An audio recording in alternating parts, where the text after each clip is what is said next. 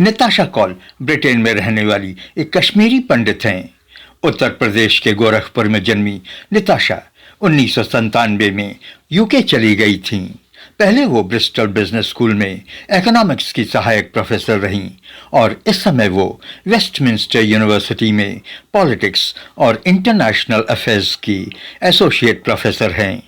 नताशा कौल को कर्नाटक की कांग्रेस सरकार ने 24 और 25 फरवरी को 2 दिवसीय संविधान और राष्ट्रीय एकता सम्मेलन 2024 के कार्यक्रम में वक्ता के रूप में उनको सम्मिलित होने का आमंत्रण दिया था। आपको बता दें कि नताशा कौल प्रोफेसर होने के साथ ही साथ एक उपन्यासकार, लेखिका और कवयित्री भी हैं। नताशा जी कर्नाटक सरकार के आमंत्रण को स्वीकार कर बेंगलुरु एयरपोर्ट पर पहुंची, लेकिन उन्हें एयरपोर्ट के अथॉरिटीज ने एयरपोर्ट पर ही डिटेन कर लिया।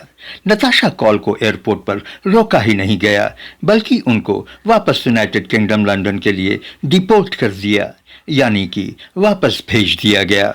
आपको बता दें कि नताशा कौल के बेंगलुरु एयरपोर्ट पर उतरते ही इमिग्रेशन के अधिकारियों ने उन्हें डिटेन कर लिया और फिर उन्हें वापस लंदन के लिए 72 घंटों के बाद डिपोर्ट कर दिया। नताशा से जब मीडिया के लोगों ने पूछा कि आपके साथ ऐसा क्यों हुआ, तो उन्होंने कहा कि मुझे पता नहीं।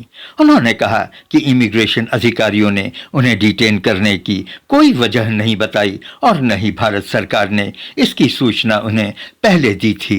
उन्होंने कहा कि उन्हें न तो कोई नोटिस दी गई थी और न ही उन्हें कोई सूचना दी गई थी कि उन्हें भारत देश में प्रवेश नहीं करने दिया जाएगा।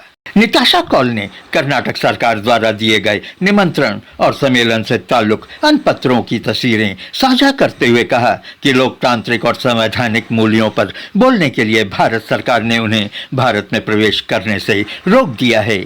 उन्होंने कहा कि शायद इसलिए कि उन्होंने अतीत में कभी राष्ट्रीय स्वयंसेवक की आलोचना की थी।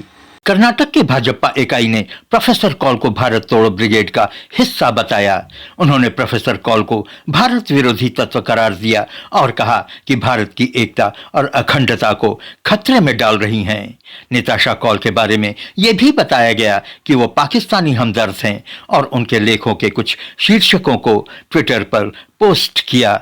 नताशा ने इसका जवाब देते हुए कहा कि एक्स ट्विटर पर पोस्ट किए गए सभी दावे झूठे हैं। मैंने न तो किसी पाकिस्तानी से शादी की है और न ही धर्म परिवर्तन कर मुस्लिम बनी हूँ। मैं न तो आतंकवादी हूँ और न ही पाकिस्तानी समर्थक हूँ। मेरा अनुभव बेहद दुखद रहा। प्लीज चैनल को सब्सक्राइब करें।